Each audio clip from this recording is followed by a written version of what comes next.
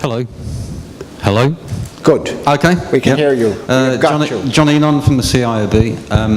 It's about COBE. Both Deek and David mentioned COBE. COBE UK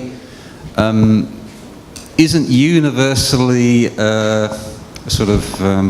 acclaimed by people in the UK that are using it already. I'm just wondering whether speakers have any views on whether there's a plan B, or is COBE the way to go? I'll kick off that. So it's a good question, and I think it's one we're constantly asked. Will COBE be there long term? Well, ultimately, as we said, it's a journey. We're going from level 2 to level 3. So when we get to level 3, hopefully IFC will have developed such a case that actually, just a byproduct. We don't actually need it. It will be very much IFC based. In the interim, I think it's essentially key for us. I think it's essential in terms of we're getting, if you like, industry ready in terms of actually capturing data. We're also seeing it essentially key, if you like, in terms of asset information modeling. Because what we're finding is we give all this information to a client, the asset changes over maybe 10, 30 years, and they're not always going to be changing, if you like, the graphical model. But having a COBE data set, they can easily change it within there. It might be a sync that's changed or such like. We won't change the geometrical model that's changed within there. We can then, as we put it back round again, we can validate the data before it goes back into the CAFM system. So at this moment in time, it's essential for us to try and close the loop in terms of post-occupancy evaluation. Again, it's also the fact that we've got common language, I think, across government means we can use it at different levels as well. But I think you bring up a really good point. It's not easy. I think that actually starting to capture structured data. We've been doing it for, we should be able to be doing it for, we've been probably trying it for about 40 years now. But I think for me, one of the moments of hope where actually, when we've done the IFC and COBE trials this week, to start to see people actually trying it, learning the lessons from it, and I think we'll be better together at getting it. But I think people are really starting to learn lessons. But again, some of the things that came out of the initial ones were back to actually, it's back to things like, we're not very good at managing spaces. Systems mean different things to different people. It always comes back to often things like taxonomy, language, and process again as well. But it's the start of a journey, I would say, and it's a journey with industry. Yeah, and I would say also that COBE is not a static product. It keeps changing, and as we go through the, we've had several what we call COBE challenges, a little different strategy, approach in the U.S. for what a COBE challenge is, and in that what we're doing is getting the vendors, both the BIM vendors and the IWIM vendors, to to create reports and then read those in and things like that. So, it's still something that's growing and something that's changing. And I think the key is, again, as I said earlier, is the focus on keeping the information in a digital form. The other aspect is, and one of the things that the UK government is doing very effectively, I think, right now, is gathering product information to be able to feed into it. In the US, we've called that project, it was SPIE, Specifiers Product Information Exchange. But, and that's really the key to be able to add in that additional information so that it isn't quite as difficult to use. The other thing we're doing is looking at, how is COBE best populated? One of the things we're finding is that between 40 and 70% of the information is available at 100% design. So it's not something that you have to wait until the end to load up. It's something that, again, it's, how you do business. That's just, how you're going to approach doing business, of collecting the information as you go. And the tools, and I think this is one of the things that's really important to understand, is that by us putting COBE in the national BIM standard in the United States, and then the UK picking that up and starting to use it, that gave the vendors, the software vendors, the confidence to invest the money that needed to be invested to start making it work, okay, in their software.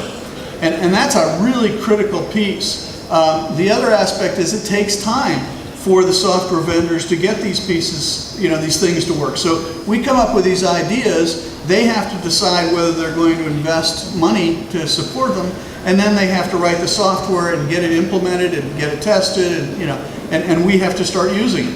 So, there's a lag time in that the great ideas that we're coming up with today may not really be implemented for another couple of years.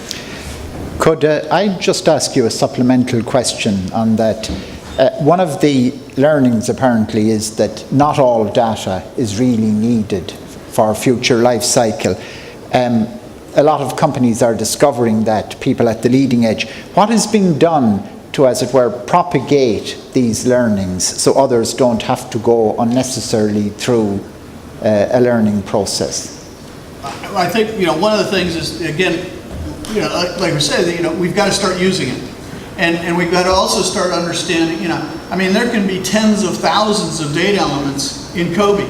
Is that what the facility manager needs? So it's as we've both said, that, it starts with the end in mind. What do you want to do with this when you're done? And that's where I was talking about, what the role of the designer is and being able to go through and define what it is that what does the owner want to do with this information-rich model that they have? And how much can they handle? And initially, we're finding, maybe they can only handle a dozen data elements, when they get started. Because the facility manager hasn't been getting information from the AEC community, information at least that they can use. So we're going through a huge culture change in coming now in the AEC community saying, hey, we've got really good data. And they're saying, yeah, sure. You haven't ever given us good data in the past. Why do we expect you to give us good data now? So we've got to go through a massive culture change in order to get those things to occur. And hopefully disseminated the lessons. I have another question here. You're next. Fine. Alan Mossman. It seems to me that there are two aspects to this whole topic, and we've only talked about one of them so far, and that's technology. People are really important. If you change the technology, you will change the relationships between people. What is being done in UK, in the US, in Ireland, in Northern Ireland, to help people make the change that they need to make in the relationships that exist within the design and construction teams to make the technology work? Because if we don't have the people, the technology is nothing. Thank you. Go ahead. Yeah, just to completely agree.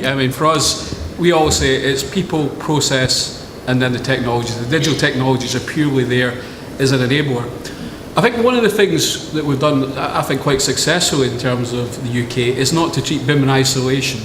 It's part of a government construction strategy. So one of the first interventions we put in was looking at procurement routes. So we're testing 3 new procurement routes that all involve early contractor engagement. So they're trying to create the proper behaviours for things to happen in. We've looked at project bank accounts, again, to try and get information, to get the money flowing, to try and create the right climate for things to actually happen within. We're also, it's about, for us, working with industry as well. So, for instance, the BIM task group, the hubs, it's always about trying to work in partnership, working together with institutions to actually try and come up with an approach that works for all. So, for us, it has been shaped as much by industry as it is about ourselves. But you're completely right. It's changing the way we work, and I think that is the biggest thing. In fact, what we'd say, if someone comes and buys some technology, you're not going to get the savings unless you start to change the way that people work around about it and change the models. So when we come in and actually, meet a new client, a government client, we don't talk about BIM, we don't talk about, the tools. We ask the questions, we do a discovery session. How do you work? How do the relationships work? Where are your key decision points? What information needs? How can we improve these relationships? How can we get you better quality data? And then we talk about the inconvenient truth is we might have to enable it using some certain technologies, but we've tried to make sure it is always about people, it's about coaching as well. Because the last thing we want to do is, and we have seen it, BIM ambulance chasing, that you've got a client that wants to do BIM, you've got to put all these technologies in. It's working with them, finding what's appropriate for their journey, and often what we're finding is the technologies might just be free BIM viewing tools or such like. But for us, it's that discovery session in terms of the people, the cultures, the commercial side, and then at the very end, it's just looking at the technology piece. Could I ask Melanie, do you want to comment on this as somebody who is, as it were, a little bit behind and trying to build a kind of a demand for BIM services? I sort of touched on it briefly there in my presentation, that we had a process mapping. Sorry. A bit quiet. Can you hear me now? Yes. We had a process mapping session back in May time. Now, David was at that as well.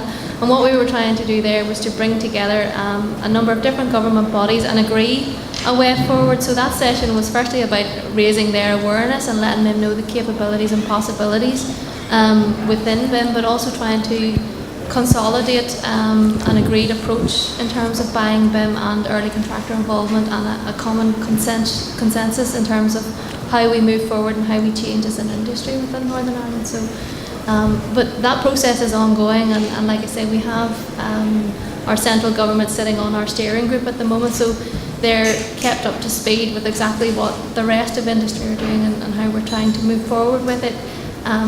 We're trying to take them with us as opposed to preach to them, so we want them to be part of our team, and in this sort of spirit of integrated project delivery, to have the client on board and understand what they want right at the start is what we're trying to achieve there with the government clients. Thank you, Melanie. Another question here. John, foolishly someone handed me a microphone. Just a couple super presentations there, and I'm sitting here smiling and laughing on the inside. I'm Trevor Woods from Construct IT. I'm a member of that long-suffering profession. I'm a quantity surveyor and an IT consultant. Usually the quantity surveyor is the one who's been castigated and been told that we're in fear of BIM. But delightedly from Deek's presentation, I can see that the architects are the ones who should be in fear of BIM. Unless they change and start producing the means and methods models as standalone consultants, is there the potential to become irrelevant? And the whole area of life cycle data is going to be huge for QSs. And finally, a common sort of refrain you hear from architects is we should get paid more, or designers, we should get paid more because we're doing BIM. But I think the problem is we're changing from an industry where we're paid on outputs, on drawings and bills of quantities and specifications, to something where we're going to have to be paid on outcomes. And how is that going to be handled?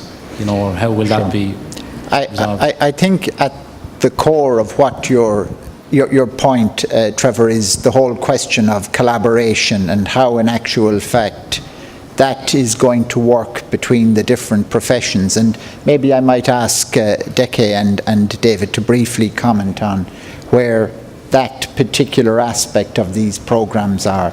Yeah, I mean, obviously, again, a significant amount of change has to happen, and I think the challenge is that right now we, as designers in general, and specifically architects, have not really positioned themselves for that change.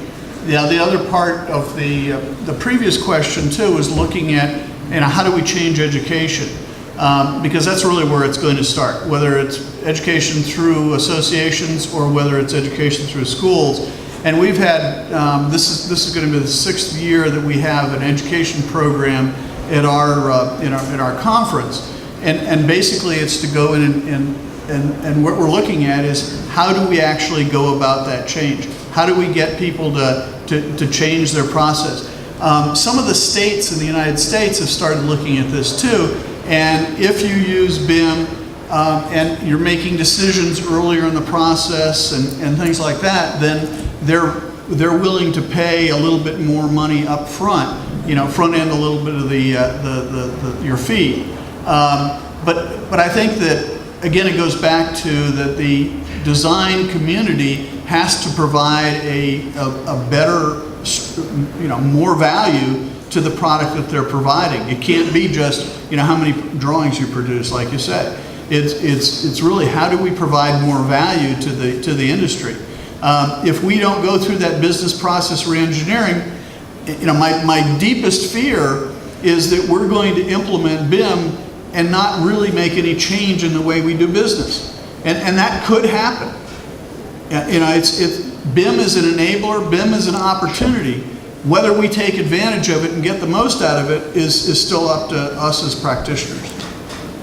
Sorry, do you, David, want to comment on that? Yeah, I do. It's an interesting this person one. behind, then you're next. We see a lot. I mean, we get to travel around the world, and it's interesting. We're out, we mentioned in Estonia last week, a lot of Eastern European countries are now starting their BIM journeys. And it's quite interesting that they seem to, how can you put it, they've got a lot less baggage than us. So when they come to change, you know, they're not trying to change to 100 years of industry history with them, sort of thing. So we find out that they change pretty rapidly. So I think what we're seeing in the UK, I think the institutes have got a huge role in this in terms of giving guidance to their members in terms of how their role is going to change. You mentioned that, you know, the QS moving more from quantification to thinking about life cycle management. I think there's a huge role and responsibility in terms of how the institutes help reshape their mission, their values and their purpose in terms of what that looks like as well. So working with them, but again, you know, will it be fast enough compared to others around about the world? I think it's going to be a challenge. I think it also comes back, and Dick mentioned it as well, is back to education as well. We've got to start thinking about the education process a lot differently and thinking more and more about the built environment. Sure. We've got to start thinking about getting rid of BIM as well, because BIM should just be what we do as part of everyday business as usual. So the BIM-enabled QS, the BIM-enabled project manager, it shouldn't always be as a standalone bolt-on that, you know, we kind of plug in. It should be part of our everyday process. And I think, again, institutes have got to help put that BIM injection into things. So, you know, when we come to 2025, hopefully we'll be talking about, you know, this thing that we currently call BIM will kind of be gone. It's kind of what we do. And we're thinking about, you know, the next generation of, you know, smart sensor-rich assets and how that's going to keep changing and keep evolving. Thank you, David. Another question here in the floor. Yeah, hello. My name is Cormac Allen. I'm putting my head above the parapet here. I'm from the School of Architecture in DIT Bolton Street. I would agree that not enough is being done at an educational level to develop BIM capability, both at undergraduate and at postgraduate level. And there are two issues. One is an issue of attitude, where there is a resistance among many lecturers to the integration of technology for fear of the replacement of time and tried and tested methods of design. But more fundamentally, there's an issue about resources. And in academic institutions, our hands are tied at the moment in terms of the employment control framework. And that it is very, very difficult to recruit people at the level that's required. Now, in DIT, we've made some significant progress in developing programs. We've developed springboard programs for unemployed people. We have about 100 people registered in the school who are either studying BIM or studying retrofit programs using BIM. And I think it's very important that the four of us promote BIM, and in terms of next year's springboard, identify it as a specific unemployment opportunity area. Thank you. Sure. Yeah, and I think in education we also need to make sure that we're not just teaching people how to use a piece of software, that we're teaching people what the strategies and the concepts are behind BIM. Again, going back to the education group that we have, year before last, all the papers were translated into Chinese. The Chinese are paying attention to this too. This is not just an issue of any one country. This is an overall industry issue worldwide. Grand. Could I just briefly, before the next speaker, Céline, is Forfos collecting information on what I would describe as the maturing of this technology, which, you know, obviously has potentially very significant advantages for investment in this country? Makes a very important point there about... Sorry, can you hear, Céline? Is the microphone on? Closer. Oh, yeah. Hello? No, can try this one here. Is that good? Yes, that one is working. Sorry, Céline. Yeah, I think the very important point raised there about the need for, I suppose in terms of focus, in terms of the design of programs like Springboard, that there is communication between the industry and the academic community with the design of those programs. And I think it's very important that that dialogue happens. And I think, as I said earlier, that there is an opportunity now through the new structures that are being established with government and the industry for that communication to happen and to be more effective. And I think it's a hugely important point, and we need to start talking, and there certainly needs to be, I suppose, a much more coordinated approach to the skills development agenda within construction, and hope to see that happen. Thank you. Now, my apology. Simon McGuinness from DIT. I'd just like to commend Melanie Dawson on her work in establishing the BIM hub in Northern Ireland. It seems to be really important. In the spirit of the Good Friday Agreement, I'd ask her to reach across the table and welcome her colleague, Celine McHugh, to actually attend some of your meetings and take part in the process of establishing a hub in the south of Ireland. Because it seems to me that that's the thing that's absolutely missing from government policy at the moment. Do either of you want to comment, either of the two ladies here? It's a little bit of a poison chalice there. Well, just to say, we do have an outreach programme, and it's only €100,000 to join, and we will pay the check. You don't have to answer that, Shell. Is there? Here we are, Ralph. Hi, Ralph Montague. This is a question for Celine. I mean, there's definitely, from all the presentations, a need for some joined-up thinking, and I think you mentioned that in your presentation. You also mentioned the formation of a construction clearinghouse. I just wondered, do you have any feedback for how is that happening, or who's responsible for making that happen? Yeah, it is happening. It is a commitment in the government statement. I know Forfos doesn't have a lead in that. It's the Department of Taoiseach will be leading that process, and I understand that they're currently working on the construct of that group at the moment, and we will. There isn't a firm announcement at this stage yet, but my understanding is that they're working on the construct of that group as we speak. So we now know where to direct our lobbying, Ralph. Thank you, Celine. Hello, Robert Klashka from Studio Klashka. We're a sort of small techie architect and asset captor, I like to think of ourselves. At events like this, you repeatedly see SMEs demonstrate both versatility and innovation in technologies and processes. In the UK, there's a government commitment that 25% of all contracts will go to SMEs. Though I have to say there's very little evidence of that in the construction industry. Have you considered this? Because, and this is really a question to Celine, have you considered this in Ireland, and how you're going to take advantage of the people who are often best placed to implement technologies quickly and start delivering? Yeah, again, I think there is an opportunity now to really get that conversation going at a very high level. Government obviously has a role to play in terms of demanding innovation itself, but there's also a momentum there that should come from the industry itself, and that we would encourage full engagement with the new construct about to emerge as a result of the government initiative in construction. And I look forward to seeing more of that happen over the coming months. And it's important that there is engagement with that process across all aspects of the industry. Thank you. Coffee beckons. Has anybody got one last pressing question? If not, we'll bring the session to a close. And no question. Okay, before you just leave, I would like you again to express your appreciation for our 4 speakers this morning.